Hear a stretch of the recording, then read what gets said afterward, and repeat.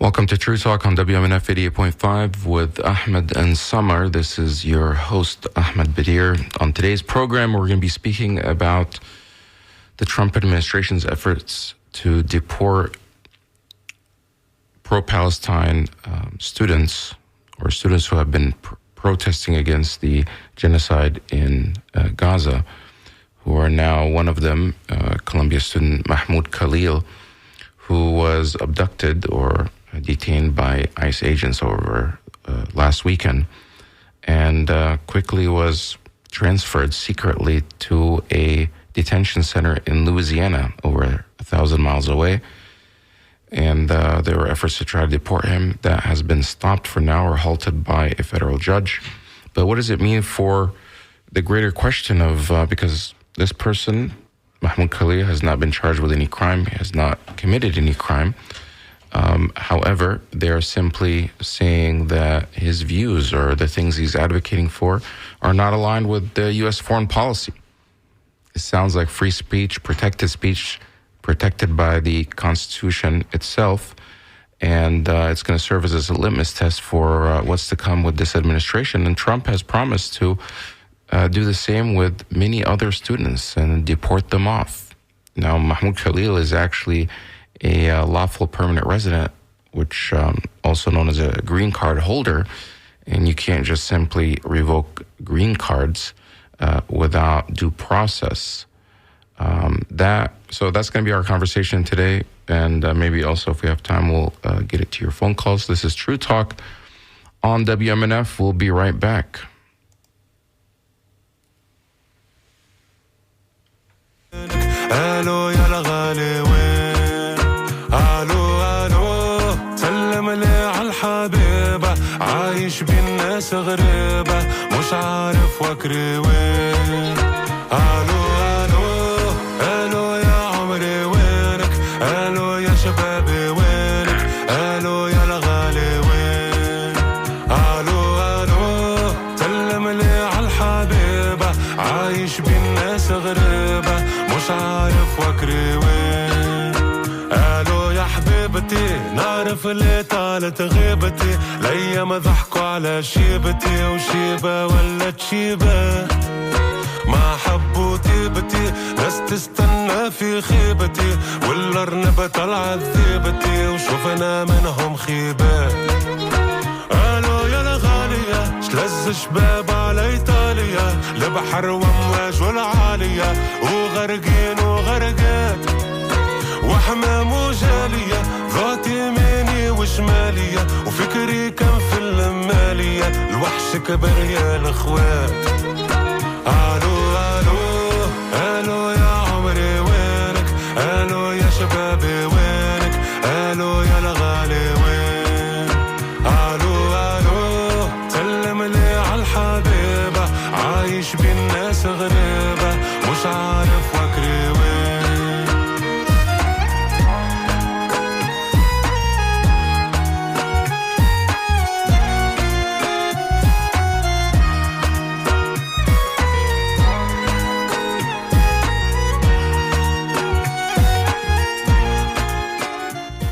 Welcome back to True Talk on WMNF 88.5. Again with Ahmed and Samar. This is Ahmed Bedier. I'm now joined by my co-host Samar Jarrah, who we're going to be talking about this case of Mahmoud Khalil and the crackdown on dissent, and it seems a specific type of dissent. I mean, Vice President J.D. Vance went to Europe and went to the Munich Security Conference or Forum and lectured Europeans and Germans about the need to allow for more free speech. And this has been part of the mantle of the Trump administration while they're campaigning, and Elon Musk and others and their allies, about how they need to allow for more free speech. However, by looking at the type of speech that they're referring to, not all speech seems to be something that they support, because pro-Palestine speech or anti-genocide, anti-Israel speech seems not to be tolerated by this administration. Case in point, the arrest of Mahmoud Khalil. He is a Columbia student, graduate student, or graduate of Columbia University in New York, but he took part and was one of the student leaders that's involved in the protest on campus, and was actually last year was one of the negotiators on behalf of the students. Now he's been abducted or arrested Saturday night and secretly transferred to a detention center in Louisiana, where he's still being held. And the U.S. administration, or the Trump administration, had said, even Donald Trump tweeted about it, Secretary Rubio tweeted about it, saying that he's being deported, that his privilege to be in the United States has been revoked, and he's being shipped off. Now, a federal judge has put a stop to that because of an emergency motion that was filed by Mahmoud Khalil's attorneys. And there was a hearing yesterday, but Mahmoud Khalil was not in court. He's still in Louisiana in detention. And it's turned into a big issue and being discussed whether somebody who's a student, former student, a green card holder, because he happens to be a lawful permanent resident, if they can just simply be arrested and deported because of their speech. And so far, even the government has said that he didn't necessarily break laws. However, the things he's advocating for and speaking about and protesting for do not align with the foreign policy of the United States. It doesn't sound like America to me, and that's what we're going to be talking about. Samar, welcome to the show. Assalamu alaikum, Ahmed, and Ramadan Mubarak to you and all the listeners who are celebrating the fasting month of Ramadan.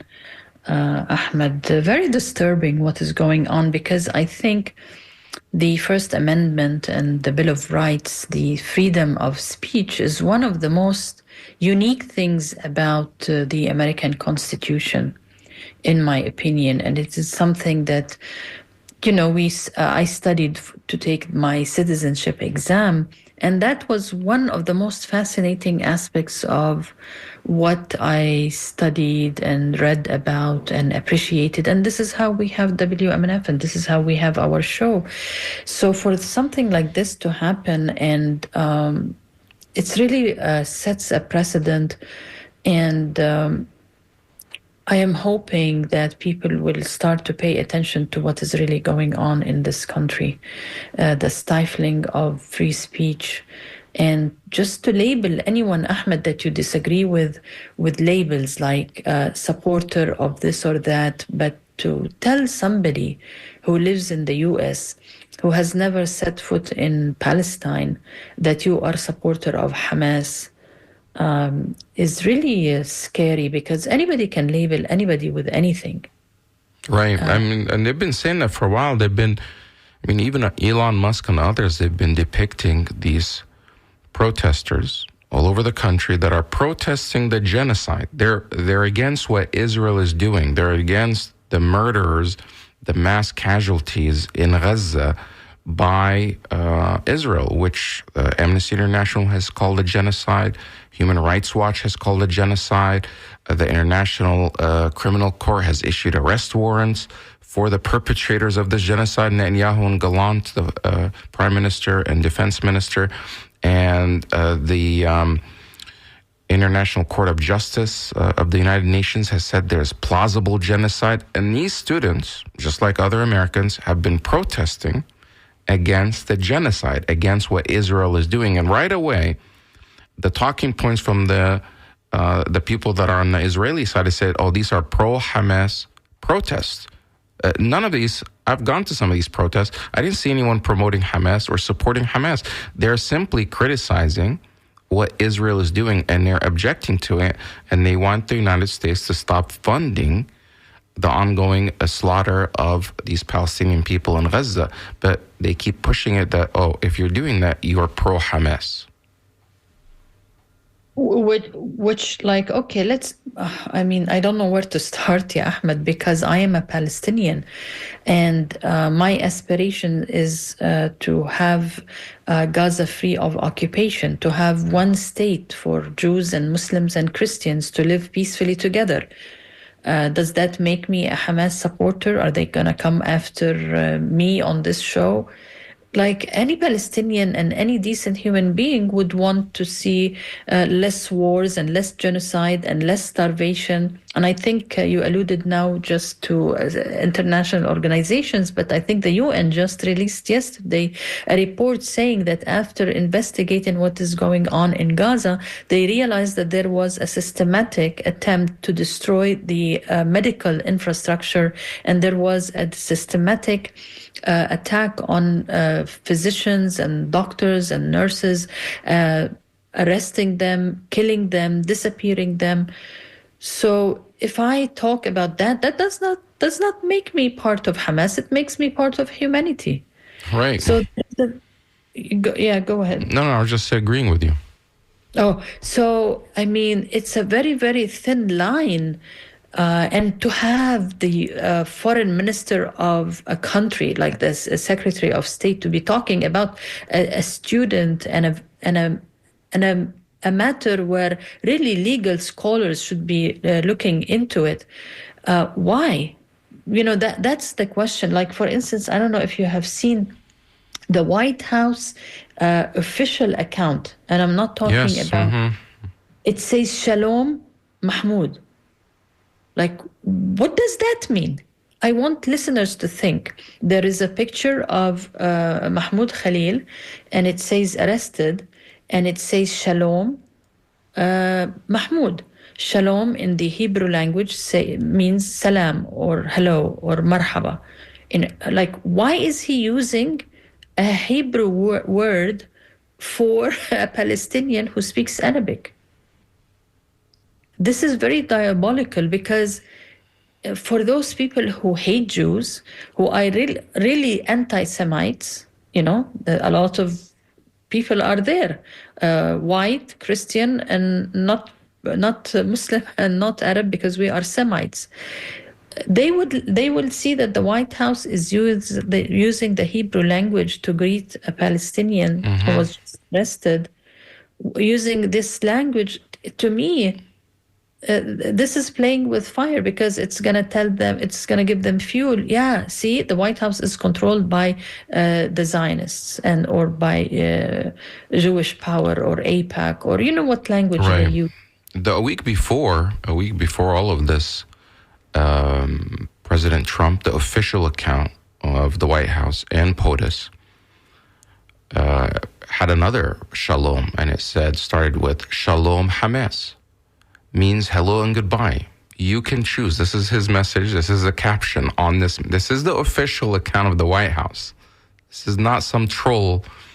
And then he goes on to say, you can choose, release all the hostages now, not later, and immediately return all the dead bodies of the people you murdered, or it's over for you. And then he goes on. So he used this message of shalom to Hamas the week before. This time it's Shalom Mahmoud. Haaretz is writing about his use of President Trump's use of the sudden use or discovery of the word shalom. In Haaretz, there's an opinion that says it's so disturbing because they're saying that this is weaponizing what could lead to anti-Semitism. In the forward, another Jewish newspaper says, Shalom becomes the new, quote, you're fired, end quote, as Trump takes drastic action at Colombia. Trump likes to use these kind of phrases, but now he's weaponizing a Hebrew word. Shalom means peace. And you don't say to somebody, of course, he's being, kind of sarcastic or, to kind of just, but it's at the same time you're using against the Palestinian to try to humiliate even more. But you're the most powerful president or most powerful man in the world, literally. You're the head of the most powerful military, of the most powerful country in the world. And you're bringing all that weight on a grad student, a 30-year-old grad student from Columbia University that doesn't have the resources to push back, and making him and calling him that he's Hamas and putting his life in danger. And this is a result of a years-long campaign by anti-Palestinians, pro-Israel groups on campus, led by, some of them are not even American at all. Some of them, in fact, are just 100% Israelis that are in New York that have been whipping up this type of frenzy against pro-Palestine, anti-genocide protesters, young people, doxing them, publishing their information online, where they live, information about them, trying to get them fired, trying to get them expelled from school, trying to get the U.S. government or law enforcement after them at any cost, all designed, what appears to be, to silence them. In fact, one of those people, a former professor at Columbia who was a visiting professor, I forgot his name, I think his name is Shafai or something, I have to pull it up. He actually tweeted at Rubio encouraging him to deport the same guy, saying now it's time to go after Mahmoud Khalil. Because, Trump had said that they're going to go after some of these students on campus and deport them. They thought they're talking about students that are here on student visas, etc. But Mahmoud Khalil is a green card holder. He's a lawful permanent resident. And that's not the same as somebody that's on a visa. And in fact, when we heard the testimony of his from his lawyer of what happened when they showed up at his house or his home, which is campus housing on campus, they told the lawyer that his visa has been revoked and he's being deported. And she said he doesn't have a visa. He's green card holder. He's a lawful permanent resident, which kind of surprised them at first. So it just seems like they didn't even know that. And they said, well, that's being revoked too. And then they whisked him away, would not tell the wife or the lawyer where he's being taken. And overnight, right away, he was taken to New Jersey, out of state. And immediately the next day, flown all the way to Louisiana, over 1,000 miles away, out of the jurisdiction of New York, making it very difficult for his lawyers and legal team to defend him, which now his legal team is saying is by design, so he could be outside the reach of the New York jurisdiction in a more favorable jurisdiction. So it's, yeah. I want to go back to something you just said. So are you saying that when they arrested him, they did not know that he was a permanent green card holder? Yeah, that's the core. I mean, basically, that's what his lawyer was saying. She had to educate him and say he doesn't have a visa. He's a green card holder. And the person that was on the phone with her, an ICE agent, hesitated and didn't seem, according to her, that he didn't realize that he was. And then his quick response was, "Well, that's being revoked. That's revoked as well." Which you can't just revoke it like that. Yeah, that's why I wanted to make sure that what you said is what you said, because later, and I think you shared this information with me. Later on, they went into the laws and found out that only the Secretary of State can revoke a green card. Right. Well, this is the thing. There was a lot of confusion happening. Like legal experts kept going back and forth. How is this even possible? What's Rubio's role in all of this? Because, yeah, the State Department does issue visas, whether they're visitor visas or student visas or business visas, all types of visas.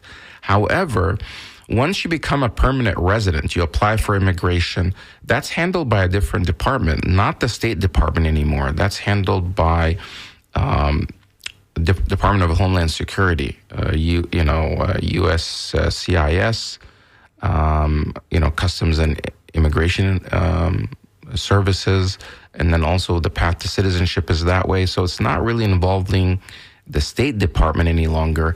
So there was until yesterday, it wasn't clear what justification they were using that somehow Rubio, who's the head of the State Department, can even intervene in this. And there's some sort of unknown or seldom, very rarely used, I guess, the rule that allows that if the Secretary of State themselves personally make the decision that a person's presence in the United States that's not a citizen is somehow a threat to American security, that he himself can order it revoked. I guess that's what they're saying now. Yeah, I think I found it, Ahmed. Let me read it. It's chapter 2, grounds for revocation of naturalization. And I'm quoting here, a person is subject to revocation of naturalization if the person becomes a member of or affiliated with the Communist Party, other totalitarian party, or terrorist organization within 5 years of his or her naturalization. No, that's the naturalization clause, and I think they were using that during the McCarthy era time to go after communists. But something similar related to the. So this is if you have the citizenship already. Yeah, and that's actually what people are now discussing. That even if you have the citizenship, technically under some small clause. If you've been a citizen for less than 5 years, naturalized citizen, not a natural-born citizen, that you can also be stripped of your citizenship. There's a process how they can revoke your citizenship, but it's a little bit more difficult if you're a citizen, and it's a lot more difficult if you're actually maybe, I don't know if it's close to impossible, if it's been over 5 years. Since you've had your citizenship, but people that are new citizens, they could be, in jeopardy. It definitely seems like they're going after people that are, potentially vulnerable.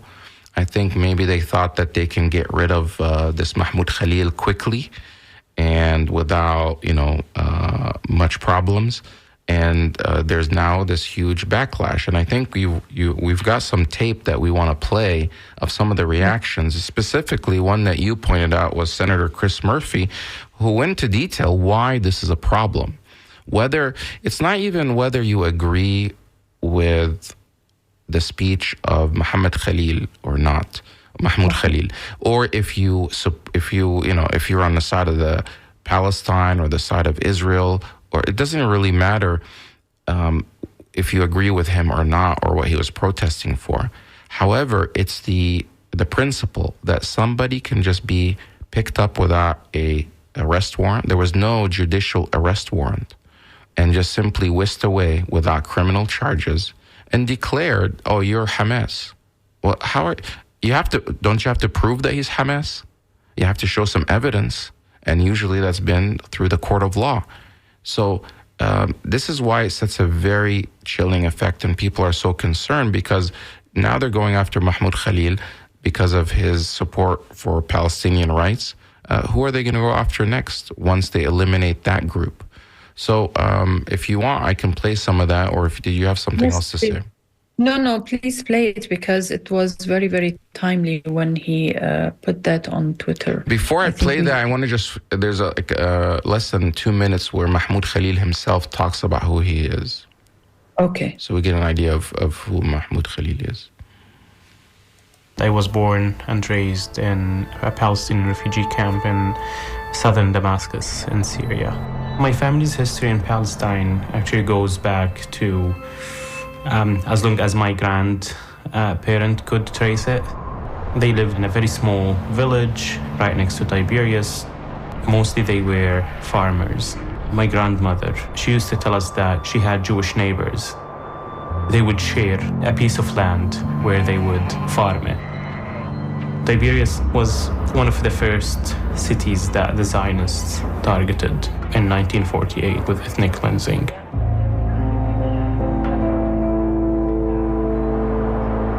In April 1948, a month before the Nakba, the Zionist militias, they burned one of their villages. When they heard the news about it, they had to leave immediately. Some of the men went to fight. Big families, they had to go to Syria. My grandmother, she was pregnant at that time. She had to walk 40 miles. She gave birth on the way. When they arrived in the refugee camp, they thought it's just a matter of days until they would go back. They did not want to be killed because they heard about the horror stories across Tiberias. My dad was born in a tent. His family lived in that tent until like mid-70s when they upgraded to small structures. In the 90s, they finally kind of like had concrete buildings. To us, it was always a temporary home until we go back to Palestine. I was born. So those are the words of Mahmoud Khalil, who is now detained in a immigration detention center all the way in Louisiana. And those were his words, in his own words. It was put out by, it was part of a documentary or a short film. It was a clip of upcoming film called Encampments. Encampments. And he was a documentary that will be released soon, Ahmed. And it just happened that he was one of the people who were interviewed. Right, and he was it's by a production company called Watermelon Pictures, and executive producer is Macklemore, the famous rapper singer. And these are his own words. And little did he know that Mahmoud Khalil will be arrested and abducted in the middle of, or not in the middle of the night, at night, and taken to Louisiana. His wife is 8 months pregnant. She's an American citizen, lives also with him in the same apartment, and she's pleading for his release. I want to now play the reaction from Senator Chris Murphy from Connecticut. He gave this comment, and it just kind of puts in perspective why this is really dangerous. A young man by the name of Mahmoud Khalil, an immigrant and a legal permanent resident of the United States, is being held right now in prison, even though no criminal charges have been filed against him. Now, I want to tell you why that should matter to every single American. Khalil is a recent graduate of Columbia University. He opposed Israel's military operation in Gaza. He has deep animus toward Israel's policies and the U.S. support for those policies. He helped organize the protests over Gaza at his university last year. You can disagree with his views or his politics, but there is no evidence he has broken any law. But last weekend, Trump officials entered his apartment and took him into custody. They brought him to a detention facility in New Jersey at first, but when his family went to visit him, he wasn't there. For a while, his family and his lawyer had no idea where he was. They eventually found out that he was being held in a detention facility in Louisiana, and that's where he still is today. In dictatorships, they call this practice being disappeared.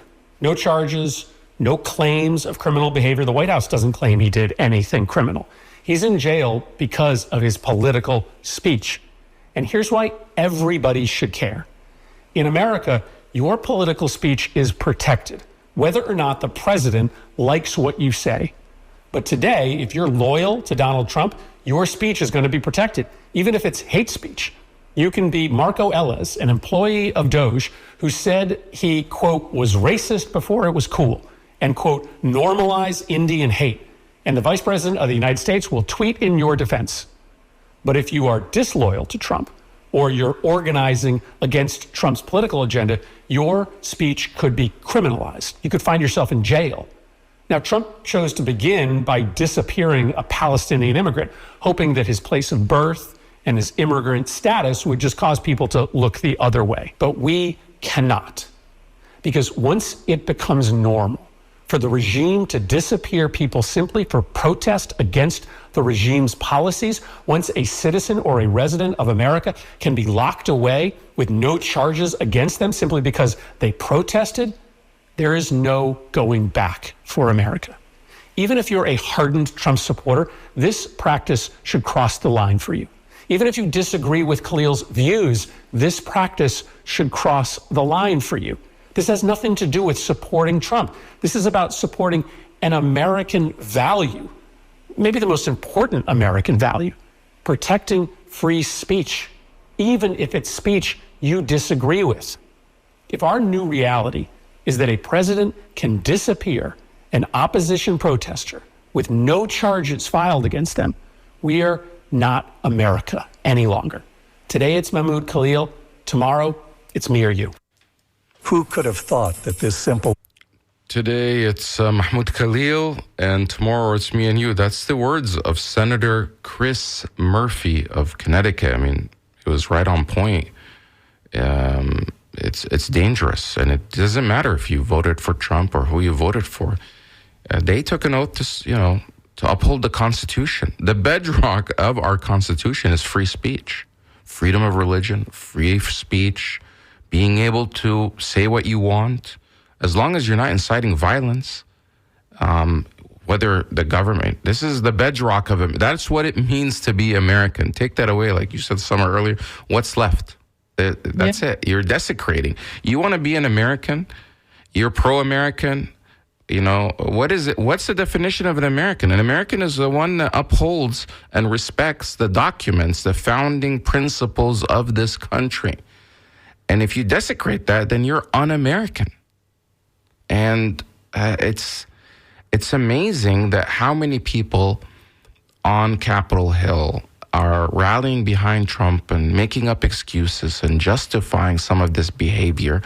Some of the women from Code Pink and activists were on Capitol Hill. I saw some videos yesterday trying to get statements from lawmakers asking them, where do you stand on Mahmoud Khalil's arrest? And so many of the people on the side of Trump, his party, say, well, he's a guest. He can just go back to where he came from. That's not the point. This is really, really dangerous. And, we're trying to sound the alarm that we should all pay attention. I mean, they could come for the station at some point because they don't like what we're saying. Anyone. Yeah, they can come after anyone, Ahmed, because I want to read this news that happened late last night. Yale University suspended a scholar and doctor. She's a young, she's wearing the veil, so she looks Muslim. I can tell from her name, Helia Dotari, because an AI news site, AI generated kind of accusation that she is a terrorist and she has links to terrorism. So all of a sudden she's getting all these death threats and she's getting the doxing and all her information is being public. And Yale University, instead of protecting her the way Colombia should have protected its own student and prevented ICE from entering his apartment or arresting him, Yale suspends her because she was fasting. She's a Muslim, and she said, I need a couple of hours. I need a lawyer. I need to gather myself. I need to be able to meet with you guys. And then they said, no, you refuse to meet with us. So they suspend her. She's young. She obviously just graduated and just started being a scholar and doctor at Yale University, and I think law department. Yeah, so it is the law school. She's a very, respected scholar of law at Yale. So nothing protects you, Ahmed. Obviously, neither your education, your scholarship, nothing protects you, and this is very, very dangerous. Who's going to protect WMNF or you or I or anybody? Really, this is very, very dangerous. And one of the organizations that is volunteering these names, I think you alluded to it without mentioning the name, is BTAR, which is a right-wing non-profit. It has a non-profit status here in America, and I would encourage people to Google it, BTAR. It's a very right-wing fringe Zionist organization based in the settlement movement in Israel. And they are the ones who are destroying people's lives and giving fuel to real anti-Semites and weaponizing anti-Semitism and making all these young, bright, future scholars and professors to intimidate them and make the rest afraid, Ahmed. But let's just remind our listeners that this is True Talk on WMNF 88.5 FM, and my co-host Ahmed Bedier and myself, Samar Jarrah. Maybe we shouldn't be mentioning our last names, Ahmed.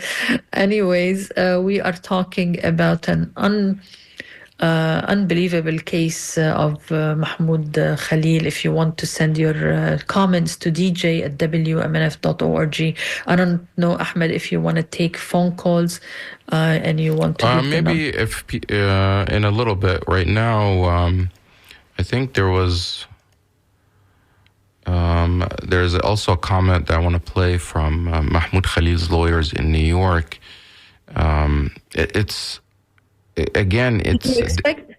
Did you expect the thousands of people who showed up yesterday? Yeah, I mean, New York City, I expected, because, there are a lot of these protesters, but thousands and thousands, and then there was walkouts at other universities. Right. California, in Chicago, in Connecticut. The problem is, yes, all these people are showing up, but the mainstream media is not accurately depicting what's happening. They're not sounding the alarm enough about the danger of this trend. And again, they're not challenging this narrative that, this guy belongs to Hamas. Well, where is the evidence? And they have all these right-wing, pro-Netanyahu, pro-Israel, pro-genocide talking heads that go on television. They keep repeating the accusations. I did see some show hosts on CNN and others push back against him, say, well, wait a minute, where is the evidence? You're saying he is a Hamas guy. Well, where is the evidence that he is? And interestingly enough, out of the UK, there was an article, because before he studied at the UK, or he worked there for some time, part of the, not in the UK, but he was part of a UK organization where he was working on Syrian issues when he was based in Lebanon, and it was part under the British Foreign Office, Office of Diplomacy or Soft Power or something of that sort. And they said that he was vetted and he went through a background check, and in fact even had a high security clearance, that whatever they're saying about him out of Washington, that he belongs to Hamas, is completely false.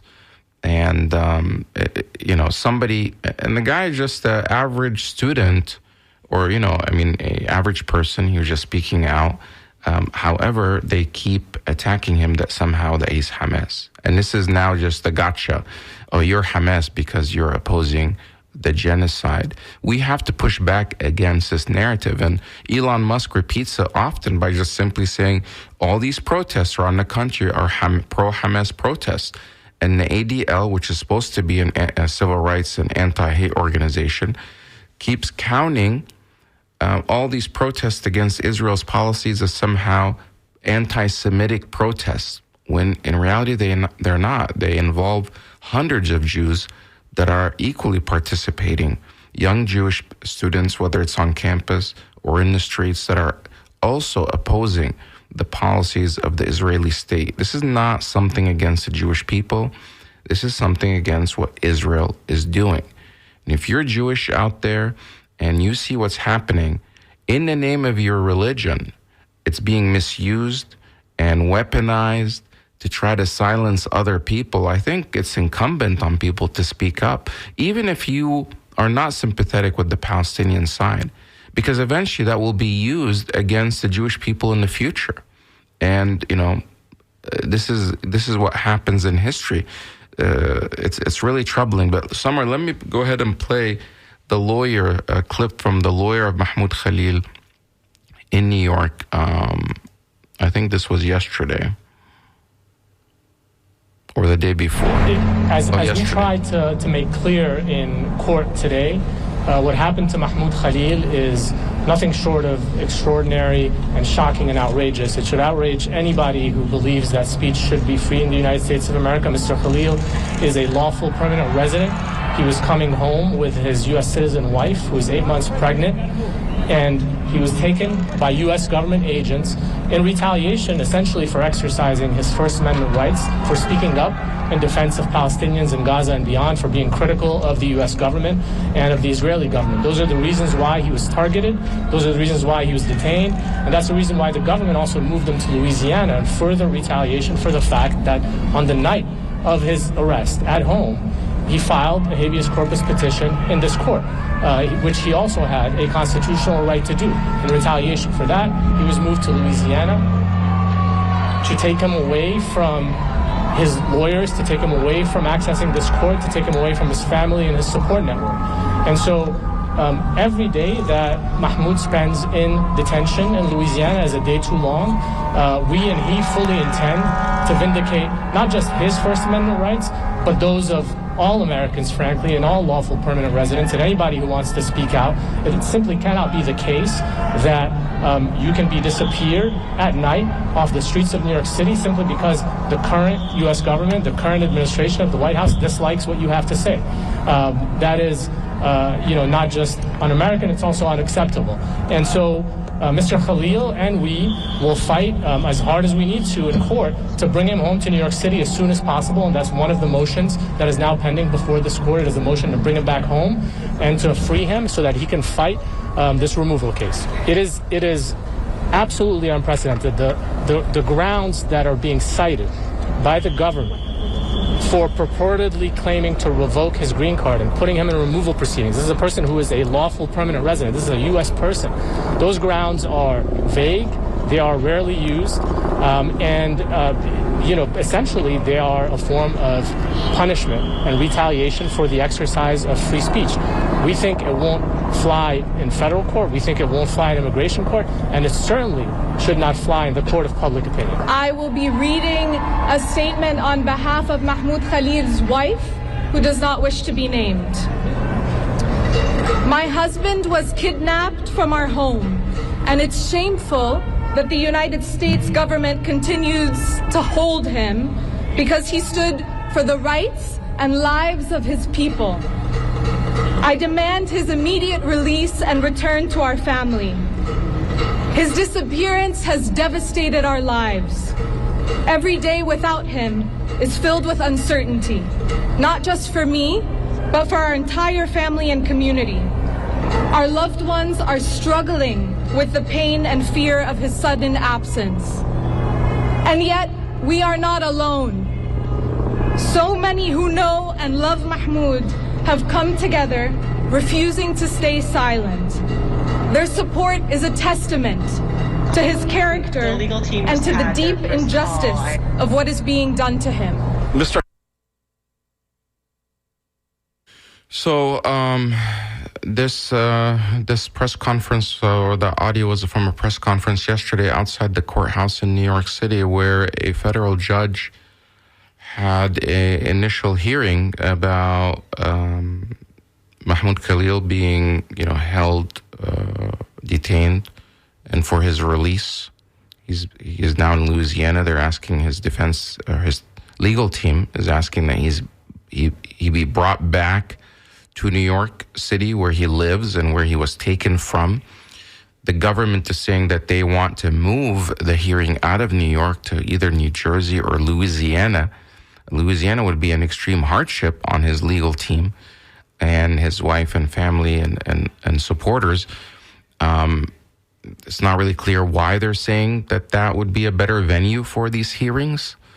Only, I guess, Louisiana would be more favorable for the government side, whereas they may think that in New York, it would work against them. But other people spoke up. Many organizations are stepping up, including the ACLU, the Center for Constitutional Rights, and others that are defending this because they recognize these are all experts. These are legal scholars that know and understand the law and say what he was doing was protected speech. And the government is not claiming that he committed any crimes to be deported.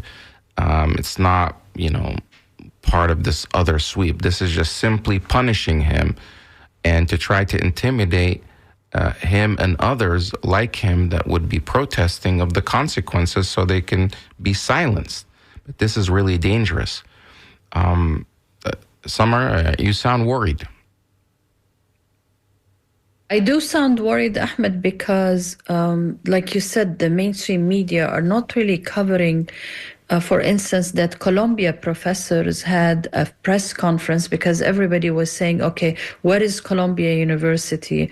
Why aren't they saying something? Where are the professors? They actually, many of them did a press conference, and there are so many voices who are objecting to what is happening, like the senator explained. it doesn't have anything to do with Palestine or Israel. This has to do with the American Constitution and setting a precedent, because today it is the Palestinians and people who are pro-Palestine, but tomorrow it can be people who are criticizing the FBI or criticizing ICE. And I think you told me that there is an attempt by ICE to hire companies to monitor social media. And if you want to elaborate on that, Ahmed, but this can move on and escalate to other issues. What if we disagree with Elon Musk, Doge, or I want to say something against him, or parading his son and taking him to the White House? That's my opinion. I don't think this is a very healthy thing to do to a young person. Is that criminalizing? Can right. they come? Maybe. You never. Well, you are Palestinian, so you would be an easy target. About what you were saying. Yeah, there is. The Intercept is reporting that ICE wants to know if you're posting negative things about it online, and we may have to come up with a different acronym so they don't come and start listening to us. But basically, this article, which was published February 11th, says ICE wants to hire contractors to monitor social media. And ICE is a part of the Department of Homeland Security. Stands for Immigration and Customs Enforcement. And they're basically the police arm of DHS for immigration. ICE wants to hire contractors to monitor social media for threats. Those who criticize the agency could be pulled into the dragnet. And this is based on some documents that they've seen that they're pitching these to contractors to come and monitor. And they basically would create files on who's making these threats and where are they and et cetera. And where is that going to lead to? So these are all leading to dangerous precedents. Samar, I have a couple of calls. I'll take one or two and to see, I guess, where people stand on this. Are you concerned about free speech? Please stay on topic. Specifically about this, do you think the government has the right to just pick up anyone if they're a green card holder and just put them and accuse them of belonging to some group and then whisk them away? Is that without due process? Are you concerned about that? So if I can ask the producer to make sure, I guess, so I don't know what the name is here. Okay, there's no one there. Okay, I thought they were there, but if you do call in, please make sure you give your name. So there is another interview that was on CNN by Dalia Shemes. She's one of the attorneys for Mahmoud Khalil. She was on CNN, and here's what she had to say. I am here with you, so I was not able to be on that call. But yes, the judge did order those two calls finally to have a legally confidential, privileged call with the client. And without, going into what he said, did they have any description of how he's doing or feeling in light of all of this? I have not been able to actually hear from them yet. I do know that, obviously from his spouse, understandably distressed, and he is, very engaged in wanting to fight this unlawful detention, and is reading up and wanting to be very active, and we're finally able to have those conversations with them, thankfully. Yeah, notable that those conversations were able to happen. Overall here, what the administration is arguing is that he has been detained based on this rarely used provision of the Immigration and Nationality Act. It gives the Secretary of State, in this case Marco Rubio, broad powers to deport anyone who is not a U.S. citizen or a U.S. national. Why and what is your argument that does not apply to Mr. Khalil? Well, to be clear, the rarely invoked and really draconian provision of immigration law gives the Secretary of State the ability to determine that someone is deportable if they're potentially if they find that they have potentially serious adverse foreign policy consequences. And so this is a really scary and rarely invoked provision in immigration law. And the government here is invoking it simply to deport somebody whose opinions on foreign policy they don't like. This is in retaliation to his protected speech, his protected advocacy. He's a Palestinian student on a campus. Can't imagine any other appropriate response but to protest all of last year. And now he's being punished for that. So there are serious... Go ahead. Well, there are serious legal problems. First of all, First Amendment protections that apply to the United States, regardless of their status. Again, Mr. Khalil is a lawful permanent resident. He's married to a United States citizen. He's expecting his first child in a month, like 8 months pregnant. And these are, in many ways, this is a sort of opening shot by this administration to deliver on what they've promised to be, a complete repression of dissent on campuses and any criticism of the U.S. government's foreign policy and any criticism of Israel's war on Gaza. I think this is the key here, what his lawyer said at the end. Any criticism of Israel, and it just seems like our government is overly consumed with Israel's affairs. Like, oftentimes I see what some of these members of Congress and senators, somebody like John Fetterman, it's almost like he's full-time just talking about Israel every day. Mm-hmm. In fact, there was a report about John Fetterman that I had seen that said that so many people in his staff had quit or resigned because he's so fixated on working on it, that all he works on is Israel stuff now. And, he's elected from Pennsylvania. Is it? And again, just the last thing is that, this administration, their whole point was their mantra is America first.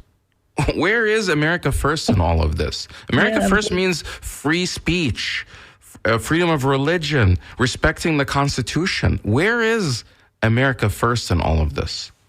Is it, Ahmed, because there is a genuine, organic, grassroots movement that has realized that the truth about Palestine? Potentially. I think public opinion is obviously changing, especially on the Democratic side. I mean, there are Gallup poll that recently came out that shows that Democratic support for Israel and sympathy with the Israeli side is at all time. It's never been this low. It's down like in the 20s, where sympathies with Palestinians has now gone over 50% when it comes to Democrats. Republicans is still lopsided. This is again according to Gallup, where 80% or so are supporting Israel, and a lot of it has to do with evangelical Christians who have this religious ideological thing that we talked about before, about that they have to somehow, part of their religion is to bless the state of Israel, even though that wasn't the case before. It's something, that phenomena that just happened in the past 80 to 100 years where this shift has happened. Ahmed, I want to go back to the statement put by Donald Trump on Twitter, because he says ICE proudly apprehended and detained Mahmoud Khalil. God knows why proudly. But he says, some of these are not students and that they are paid agitators. But that's where I am concerned is the last sentence, Ahmed. He says, we expect every one of America's colleges and universities to comply. And maybe this is why Yale University decided to suspend the scholar and the doctor without even due process. This is dangerous. It is dangerous. Yeah. Of colleges. We have so many in Tampa. Right, and they're capitulating. They are capitulating, one, to whether it's Trump or to their mega donors that are keeping. And, and it just shows you Columbia University that we're talking about, because that's where Mahmoud Khalil was, despite all their appeasement for the past year and doing everything and firing the president and getting rid and doing all those changes, the Trump administration still canceled $400 million worth of contracts, federal funding that's going to Columbia. So no amount of appeasement is going to justify. I wanted to just make an announcement that was sent to me by our news director that on Tuesday's Cafe next week, on Tuesday, we're going to play an interview between Jeremy Scahill that he did with Dr. Samar who used to be in Tampa, about Gaza truce negotiations, and about Mahmoud Khalil. That's Tuesday, 10 a.m. on 88.5 right here. Samar, the scoop is next. which we're going to play in about 30 seconds. We're out of time, but I think our listeners really need to keep an eye on what's happening with the Mahmoud Khalil case and what's happening with our government and the assault on free speech. Thank you to everybody that's called in. We couldn't get to you or that sent messages. People like Rick said, wow, I can't believe they've gone down this road as well. And yeah, I agree with you. And others that are also responding. We'll try to get back to you guys, maybe play those next week. Meet us back here next week, same time, same place. Continue with your Ramadan festivities.